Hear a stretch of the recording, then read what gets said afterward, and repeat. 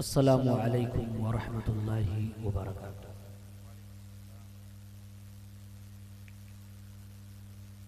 इन्नल हम्दलिल्लाह नहमदुहु व नस्तईनुहु व नस्तगफिरुहु व नऊज़ु बिल्लाहि मिन शुरूरि अनफुसिना व मिन सय्यिआति अमालिना। मन यहदिहिल्लाहु फला मुदिल्ल लहु व मन युद्लिल फला हादिय लहु व अशहदु अन ला इलाहा इल्लल्लाहु वहदहु ला शरीक लहु व अशहदु अन्न मुहम्मदन अब्दुहु व रसूलुहु। या अय्युहल्लज़ीना आमनुत्तक़ुल्लाहा हक़्क़ तुक़ातिही व ला तमूतुन्न इल्ला व अंतुम मुस्लिमून। या अय्युहन्नासु इत्तक़ू रब्बकुमुल्लज़ी खलक़कुम मिन नफ्सिन वाहिदा व खलक़ मिन्हा ज़ौजहा व बस्स मिन्हुमा रिजालन कसीरन व निसाअ वत्तक़ुल्लाहल्लज़ी तसाअलून बिही वल अर्हाम इन्नल्लाहा काना अलैकुम रक़ीबा। या अय्युहल्लज़ीना आमनु इत्तक़ुल्लाहा वक़ूलू क़ौलन सदीदा युस्लिह लकुम अअमालकुम व यग़फिर लकुम ज़ुनूबकुम व मन युतिइल्लाहा व रसूलहु फ़क़द फ़ाज़ फ़ौज़न अज़ीमा। अम्मा बअदु फ़इन्न खैरल हदीसी किताबुल्लाह व खैरल हदी हदी मुहम्मदिन सल्लल्लाहु अलैहि वसल्लम व शर्रल उमूरि मुहदसातुहा व कुल्लु मुहदसतिन बिदअह व कुल्लु बिदअतिन ज़लालह व कुल्लु ज़लालतिन फिन्नार। अऊज़ु बिल्लाहि मिनश शैतानिर रजीम। बिस्मिल्लाहिर रहमानिर रहीम।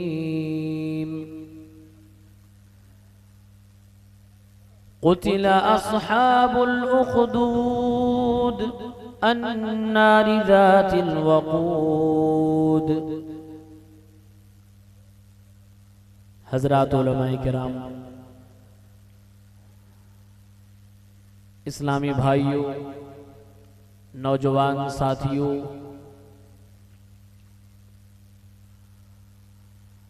पर्दा नशीं माँ और बहनों,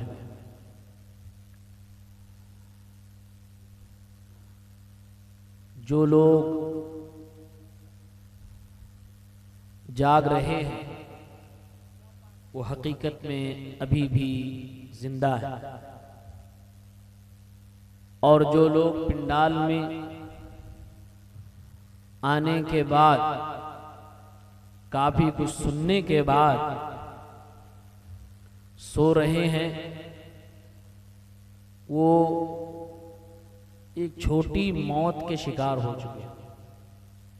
अब अगर मैं ऐसे में जनाजे की दुआ पढ़ के मामला ख़त्म कर दूं तो बोलिए गलती है मेरी? शुरू करूं अल्लाहुम्मा अग़फ़िर लि हय्यिना व मय्यितिना? नहीं नहीं। तो अपने अपने बगल के लोगों को जो सोए हुए हैं उन्हें अगर जगा सकते हैं तो जगा दीजिए।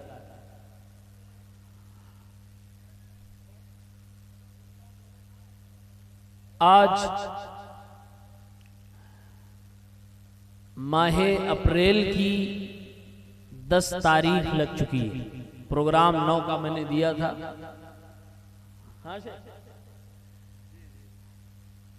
ये सन 2025 चल रहा है। बहुत कुछ बदल चुका है और बहुत कुछ बदलने की कोशिश की जा रही है। यहां तक कि अमन को खौफ में बदलने की कोशिश की जा रही है। मुसलमान हमेशा ये अपने जहन में बिठा के रखता है कि हम पैदा हुए हैं अल्लाह की इबादत के लिए। 10 साल, 20 साल, 30 साल, 40, 50, 60, 70, 80 जो भी मुकद्दर में अल्लाह ताला ने उम्र लिख रखी है उसको जीने के बाद हमें चला जाना है। ये दुनिया की जिंदगी हमारी असली और हकीकी जिंदगी नहीं। हमारे दादा आदम अलैहिस्सलाम जब पैदा किए गए तो जन्नत में डाले गए थे। हमारे दादा का घर तो जन्नत में और हम उनकी औलाद हैं। हमारा भी असली घर जन्नत में है, हमें उसी जन्नत में पलट के जाना है। उसके लिए जो भी हमें तगोदो करनी पड़े, कोशिश करनी पड़े, हम दुनिया में करेंगे। तो ये एक बात एक मुसलमान अपने ज़हन में बिठा के रखता है। अगर आपको मालूम हो कि जिंदगी गुजारने के बाद जो जिंदगी है बड़ी खुशहाल जिंदगी है, तो आप इस जिंदगी की मुश्किलों को बर्दाश्त कर ले जाएंगे। एक बार पहले एक हदीस सुन लेते हैं। अल्लाह के नबी सल्लल्लाहु अलैहि वसल्लम ने इरशाद फरमाया, अद-दुनिया सिजुनुल मुमिन व जन्नतुल काफिर। ये दुनिया मोमिनों के लिए कैद खाना है और काफिरों के लिए तो जन्नत है, आजादी है, उनके लिए नेमतें हैं, खुशियां हैं, न डर है न खौफ। ये दुनिया मोमिनों के लिए कैद खाना है, जेल है, और काफिरों के लिए तो जन्नत है। अल्लाह के नबी सल्लल्लाहु अलैहि वसल्लम की मुत्तफक अलैह रिवायत है, सही तरीन हदीस की किताबों में यह हदीस मौजूद।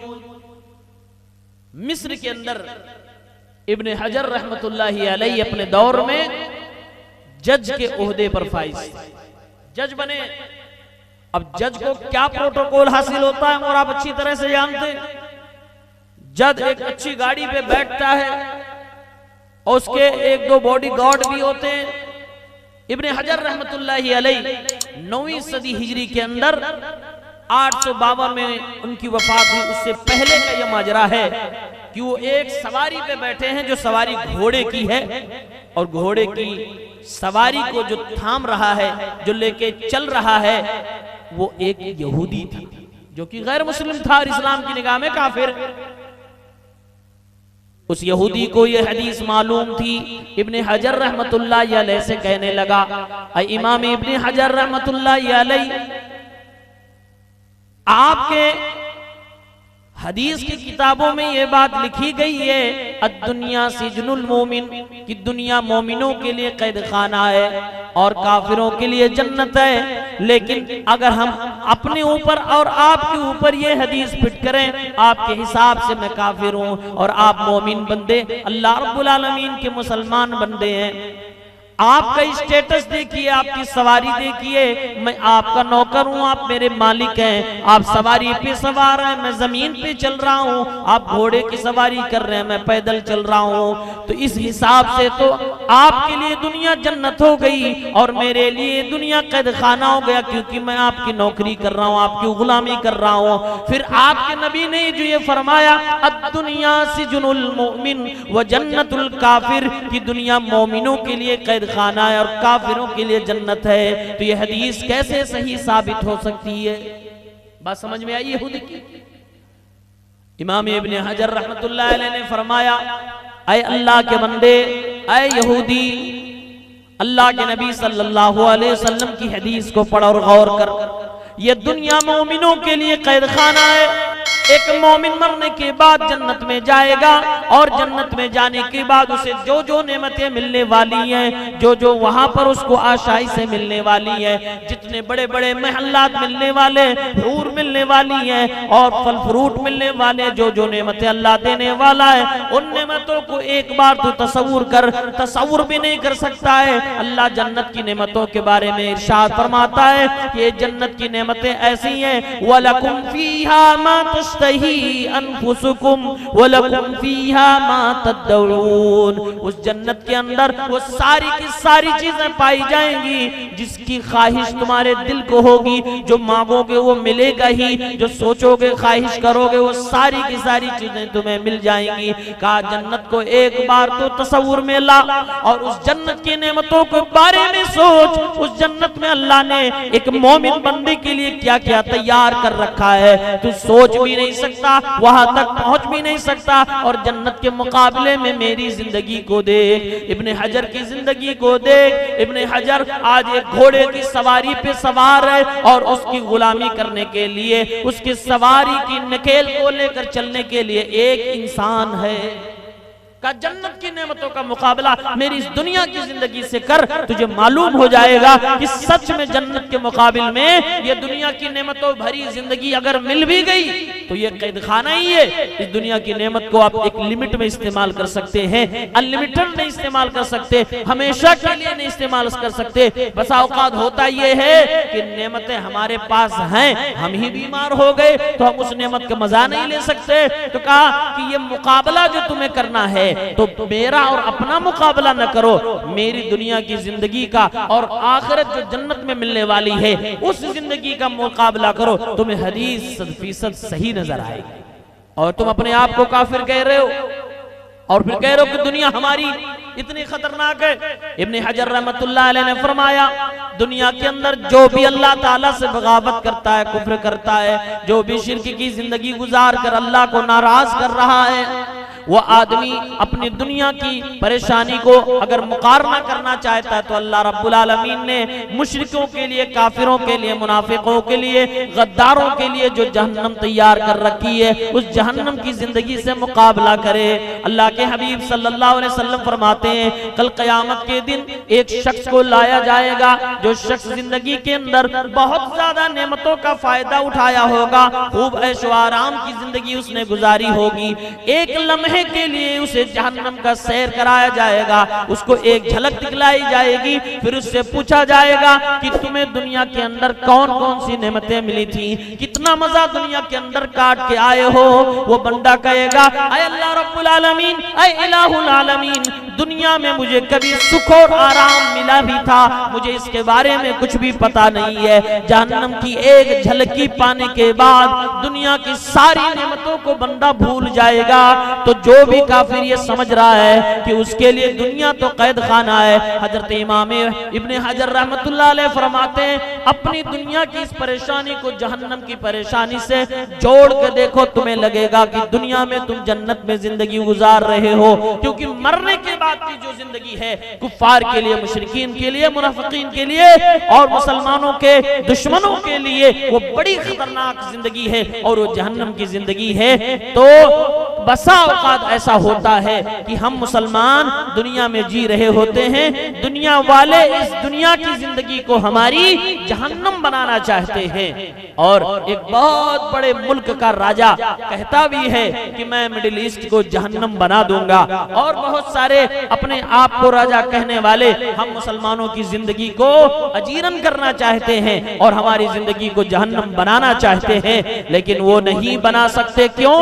क्योंकि मुसलमान बस दो ही चीजें सोचता है। हमारे हबीब ने फरमाया, अल्लाह के नबी सल्लल्लाहु अलैहि वसल्लम ने इरशाद फरमाया, एक मोमिन बंदा, एक मुसलमान बंदा हमेशा खैर और भलाई की जिंदगी गुजारता है अगर उसके अंदर ये दो चीजें पाई जाएं। अल्लाह के हबीब इरशाद फरमाते हैं, अगर उसे अल्लाह नेमतें अता फरमाने लगे, अगर वो दुनिया के खजानों को पाने लगे, अगर उसकी जिंदगी में खुशियां ही खुशियां आने लगे और वो बंदा अल्लाह रब्बुल आलमीन का शुक्रिया अदा करने लगे, तो ये बंदा कामयाब बंदा है। लेकिन अगर कोई मुसलमान कलमा पढ़ने वाला, ईमान वाला बंदा, उसकी जिंदगी में परेशानियां आने लगी, टेंशन आने लगे, गम आने लगे और उसकी जिंदगी में बहुत सारी आजमाइशें आने लगी, अगर वो सब्र कर ले जाए तब भी वो बंदा खैर के साथ है, तब भी वो भलाई के साथ है, उसका कोई बिगाड़ नहीं सकता। अल्लाह के नबी की इस हदीस का मतलब ये है, अगर एक मुसलमान अपनी जिंदगी में ये दो चीजें ले आए कि जब नेकियां, जब उसको नेमतें मिले तो शुक्रिया अदा करे,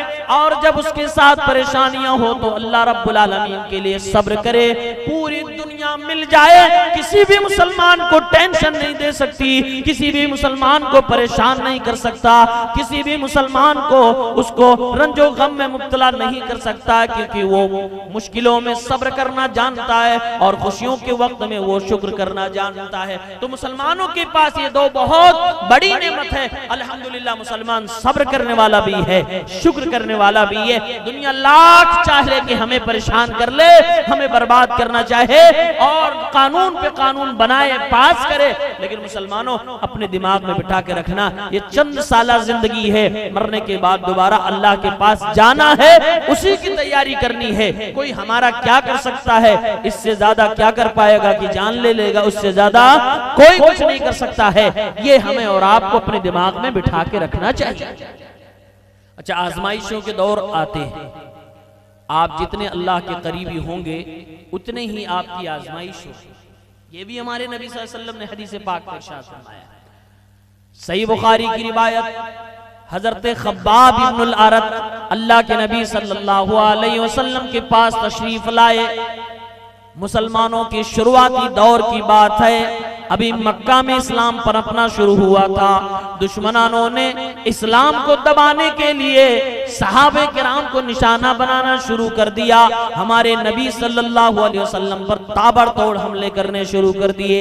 आपके खानदान को निशाना बनाने लगे, आपकी आल औलाद को निशाना बनाने लगे, खुद आपकी जात को निशाना बनाने लगे। आपको रूहानी तौर से तकलीफ देनी शुरू कर दी, जिस्मानी भी तकलीफ देनी शुरू कर दी। यहाँ तक कि हमारे नबी के घर में जब खाना बनने लगता, आपके घर के बर्तनों में जानवर की ओझड़ियां, गंदगियां डाली जाने लगी। अल्लाह के नबी जब आप खाने काबा की सहन में आकर नमाज पढ़ते तो अल्लाह के नबी की गर्दन में कपड़े डालकर आपको जान से मारने की कोशिश की जाने लगी। अल्लाह के नबी सल्लल्लाहु अलैहि वसल्लम को मजनू, दीवाना, पागल न जाने क्या क्या कहा जाने लगा। आपके सहाबा को मारा जाने लगा, हजरत बिलाल को मारा जाने लगा, हजरत सुमैया को शहीद कर दिया गया, हजरत यासिर को मारा जाने लगा।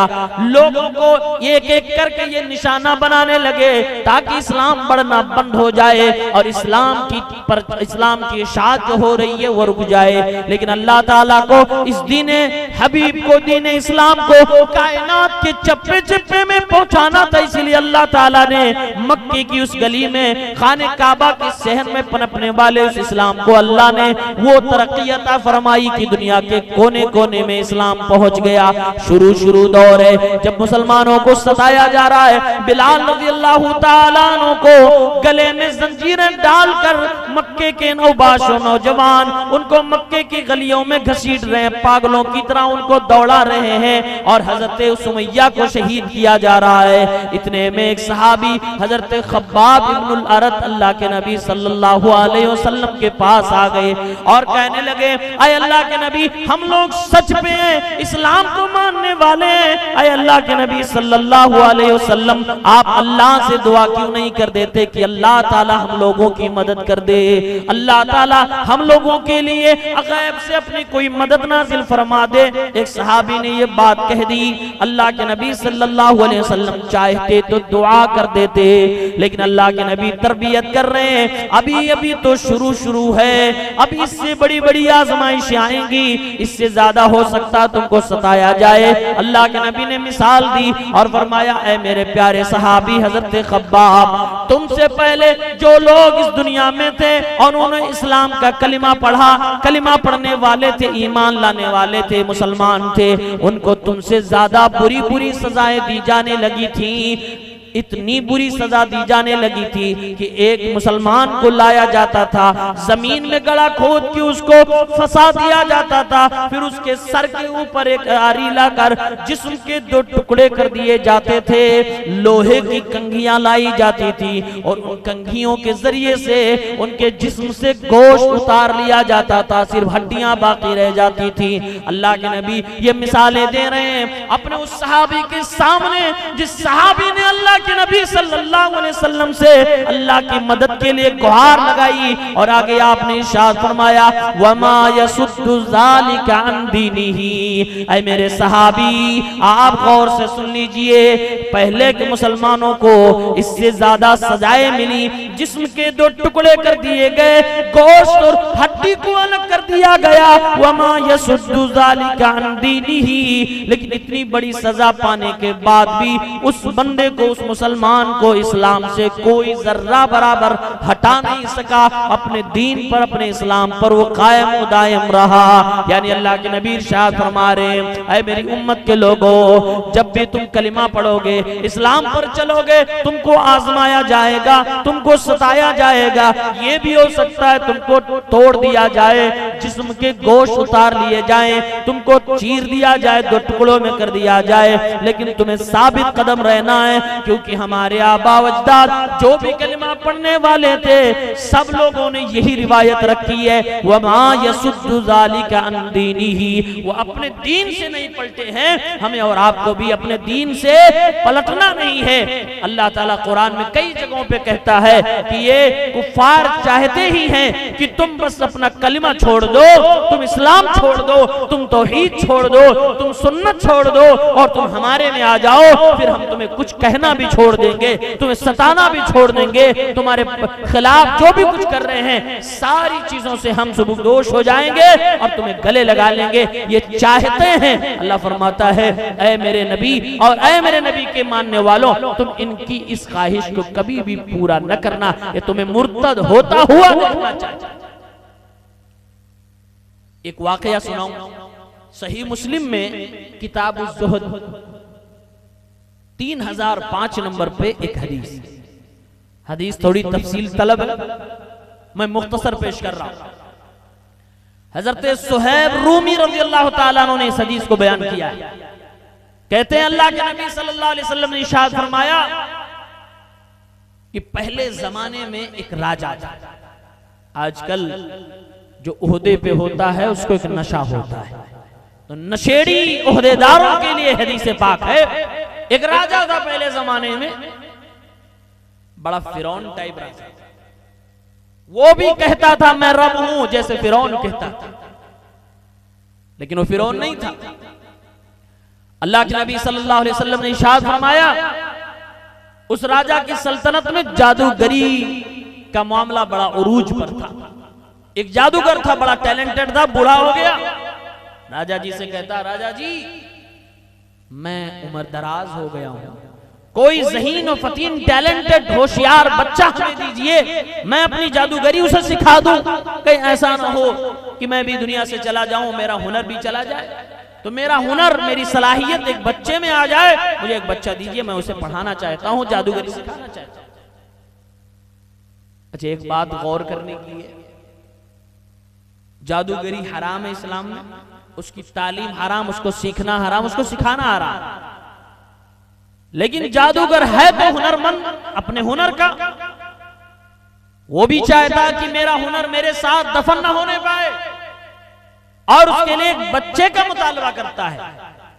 हम मुसलमानों के पास दीन का इल्म है, कुरान का इल्म है, शरीयत का इल्म है, आसमान का इल्म है, सबसे प्यारा इल्म है। हम लोगों को भी अपनी सलाहियत अपने बच्चों के अंदर डालनी चाहिए।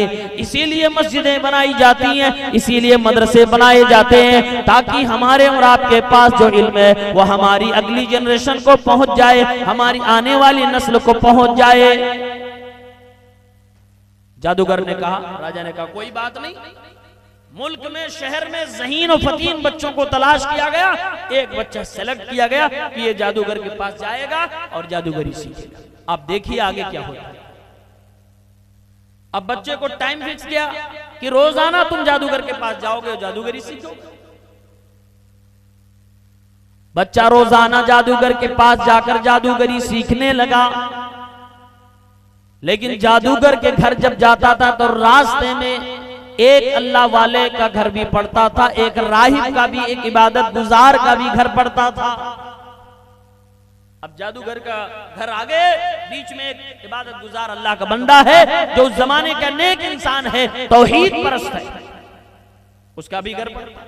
अब बच्चे ने देखा एक अल्लाह का बंदा है, इबादत करता है, उसके पास जाकर बैठता, सलाम दुआ जो भी उस जमाने में था वो करता। अब ये इबादत गुजार अल्लाह वाला बंदा, ये राहिब उस बच्चे से गुफ्तगू करने लगा, अपनी तालीमात उस बच्चे को देने लगा। बच्चे को इसकी तालीमात अच्छी लगने लगी। अब रोजाना जब ये जादूगर के पास जाता था तो रास्ते में एक बार, एक लम्हे के लिए, कुछ देर के लिए उसी राहिब के पास भी ठहर जाया करता था। वहां ठहरने की वजह से जादूगर के पास जाने में लेट हो जाता। जादूगर ने एक दिन उस बच्चे की पिटाई कर दी, पिटाई कर दिया, लेट क्यों हो गई। अभी आकर अपने उस्ताद से, उस राहिब से कहता कि मेरा जादूगर मुझे मारता, मैं लेट हो जाता हूँ, कोई तरकीब बताइए। उस इबादत गुजार अल्लाह वाले ने तरकीब बताई कि जब जादूगर तुमसे लेट होने के बारे में पूछे तो कह दो हबसनी अहली, मेरे घर वालों ने मुझे रोक लिया। और जब वापस घर जाओ और घर वाले तुम्हें रोकने, घर वाले तुमसे पूछने लगे कि तुम क्यों लेट कर गए, क्यों इतनी ताखीर से आए हो, तो कह देना कि मेरे उस्ताद जादूगर ने मुझे रोक लिया था। ये तरकीब तो जाहिरन झूठी है, यानी उस्ताद झूठ बोलने के लिए कह रहा है, लेकिन हदीस के शारहीन ने इसको कहा है कि ये मसलहत की बुनियाद पे था, और बाज लोगों ने कहा ये तौरिया था और तौरिया कर सकते थे, जायज। बहरहाल ये तरकीब बता देगी, बच्चे का काम ऐसे चलने लगा। ये जादूगर के पास भी जा रहा, रास्ते में राहिब के पास भी रुक के, यहाँ दीन की तालीम ले रहा है, वहाँ जादूगरी, यहाँ ईमान वहाँ कुफ्र, यहाँ तौहीद वहाँ शिर्क सीख रहा है। दोनों एक बच्चा सीख रहा है, दोनों एक बच्चा जान रहा है। ऐसे ऐसे गुजरता गया, लड़का कंफ्यूज हो रहा है। क्या कंफ्यूज हो रहा है कि ये इसका वाला ज्यादा सही है कि उसका वाला सही है, कोई जजमेंट नहीं ले पा रहा है। एक दिन घर से वापस आ रहा था, देखा रास्ते में भीड़ लगी है। आज भी ना रास्ते में जाम लगा हो तो आज हमारे इस जनरेशन के बच्चे क्या करते, हेलो गाइज देखो भीड़ लगी है, रोड जाम है, रास्ता यही तो यही करते ना, यही करते हैं आज के लड़के। वो बच्चा क्या कर रहा था, आइए देखते। हदीस के अल्फाज हैं, वो बच्चा अपने घर से निकला, देखा रास्ता जाम है, लोगों की भीड़ लगी है। जब जरा आगे बढ़ के देखता है कि रास्ता क्यों जाम है, तो उसे मालूम चला कि रास्ते में कोई खतरनाक जानवर है। बाज हदीस के शारहीन ने लिखा कि सांप था, जहरीला सांप था, बाज लोगों ने लिखा कि शेर था। दोनों ही खतरनाक है, सांप के करीब जाएंगे डस लेगा, मर जाएंगे, शेर के करीब जाएंगे ये चीर फाड़ कर इंसान को खा जाएगा।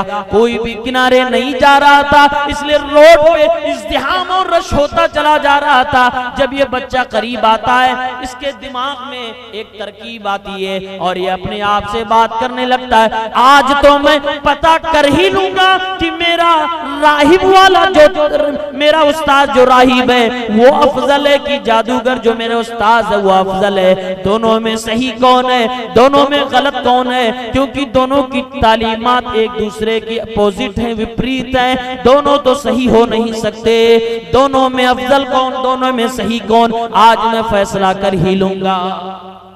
फैसला करने जा रहा, कैसे? उस्ताद अपने घर पे दोनों मौजूद हैं। बच्चे ने एक पत्थर उठाया और अल्लाह रब्बुल आलमीन से दुआ करनी शुरू कर दी।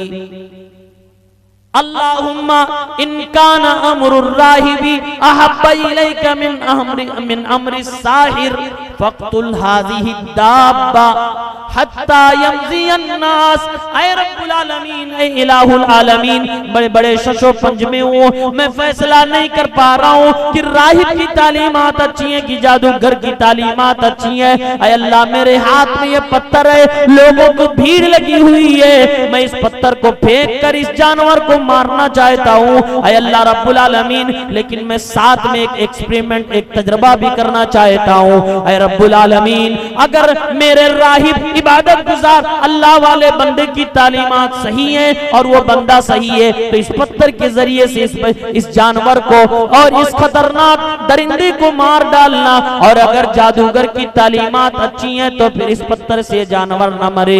ये कहकर उस बच्चे ने पत्थर फेंका और उस पत्थर को लगने के बाद वो जानवर मर गया। हत्ता यमज़ियन नास, सारा का सारा रश खत्म हो गया, सारी की सारी भीड़ खत्म हो गई, लोग आने जाने लगे, मामला खत्म हो गया।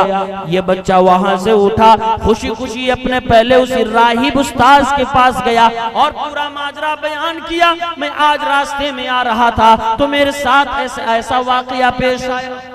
उस्ताद को आकर सारी बात बता रहा है। आज के जमाने के लड़के वीडियो बना के सोशल मीडिया पहले डालते, बाद में आकर उस्ताद को खबर होती तो ठीक, नहीं तो आकर बोलते सर आपने लग रहा मेरी रील देखी नहीं, मेरा ब्लॉग देखा ही नहीं देखा आपने। मैंने तो पोस्ट किया था, आपने देखा है? उस्ताद को आकर बता रहा मेरे साथ ऐसा। अब उस्ताद खुश होगा कि नाराज? उस्ताद खुश हो गया। राहिब ने कहा, या बुनैया, ऐ मेरे प्यारे बच्चे, जो तुमने माजरा सुनाया और जो तुमने अपनी करामत बताई कि अल्लाह रब्बुल आलमीन ने तुम्हारे उस पत्थर के जरिए से उस जहरीले उस दरिंदे जानवर को कत्ल कर दिया, और तुमने जो शर्त लगाई थी, गोया कि अल्लाह ने तुम्हारी शर्त का जवाब दे दिया, और अल्लाह ताला ने तुझे ये बता दिया कि किसकी तालीम अच्छी है। आए मेरे बच्चे, लेकिन मेरा भी फैसला सुन ले। आज की इस वाक़ये के बाद से मेरी निगाह में तेरा रुतबा बढ़ गया, तेरा मर्तबा बढ़ गया, तू मुझसे अफजल हो गया। तू तो अल्लाह का वली है, तेरे ऊपर अल्लाह की करामतों का ज़ुहूर हो रहा है। तूने अपनी करामत के जरिए से लोगों को राहत पहुंचाई है। ऐ मेरे बच्चे, मेरा तजर्बा बयान कर रहा है, मैं ये जानता हूं कि तुझे आजमाया जाएगा। अब तेरे ऊपर आजमाइशों का पहाड़ टूट जाएगा। फइन्नी बितुलीत फला तदुल्ल अलैया। ऐ मेरे प्यारे बच्चे, अगर तुझे आजमाया जाए और तू कहीं फंस जाए, कहीं तू पकड़ लिया जाए, तो मेरे बारे में किसी को ना बताना। ऐसा भी उस्ताद होता है। उस्ताद कह रहा, मुझे मत बताना, पकड़ लिए जाना तो मुझे मत बताना। बच्चा बड़ा वफादार है, ठीक है, नहीं बताऊंगा।